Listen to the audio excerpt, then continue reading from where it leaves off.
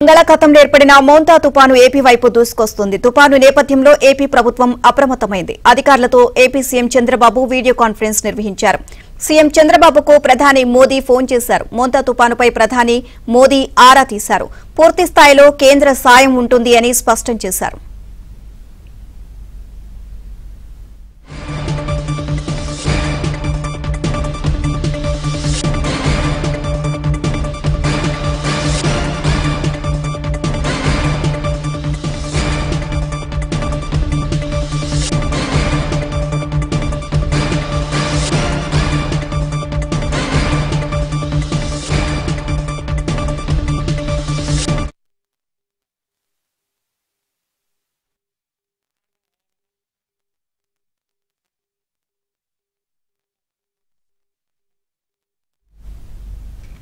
మోంతా తుపాను నేపథ్యంలో సహాయక చర్యల పర్యవేక్షణ కోసం వివిధ జిల్లాలకు ప్రత్యేక అధికారులను ప్రభుత్వం నియమించింది. తుపాను ప్రభావం ఉంది అన్న అంచనా మేరకు కోస్తాంధ్ర, రాయలసీమలోని 19 జిల్లాలకు 18 మంది ఐఏఎస్లను ఇన్ఛార్జ్ అధికారులుగా నియమించింది.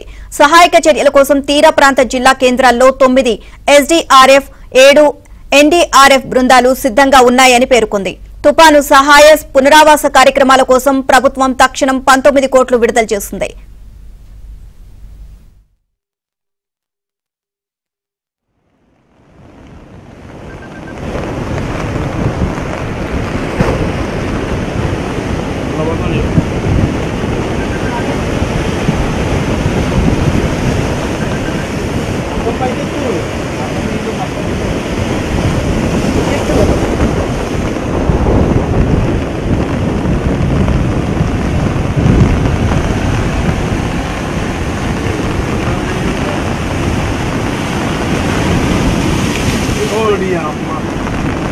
దాకా రాలేదు.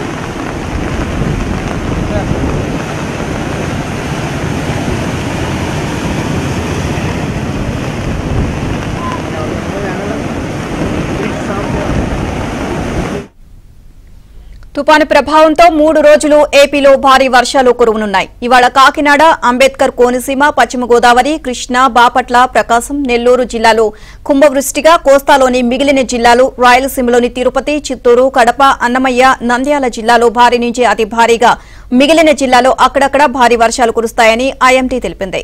రేపు ఉత్తర కోస్తా, ఉభయ గోదావరి, ఉమ్మడి కృష్ణా, గుంటూరు జిల్లాలో కుంభవృష్టి వర్షాలు కురుస్తాయి.